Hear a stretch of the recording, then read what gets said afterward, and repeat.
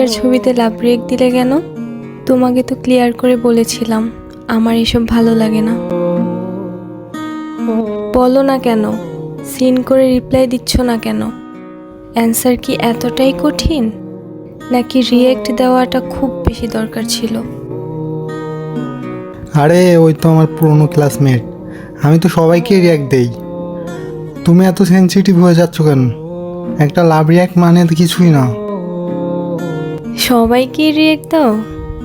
বাহ, খুব ভালো তো। তবে আমায় দিয়েছিলে প্রেমের কথা, সেটা সবাইকে বলো। তোমার কাছে আমি আলাদা না? তুমি তো জানো আমি ওর নামও সহ্য করতে পারি না। আচ্ছা সরি বললাম তো। তুমি তো জানো আমি তোমাকেই ভালোবাসি। আমি সত্যি বুঝিনি তুমি এত কষ্ট পাবে। প্লিজ জান, সরি। তোমার না বোঝার ভানটা খুব ভালো আছে।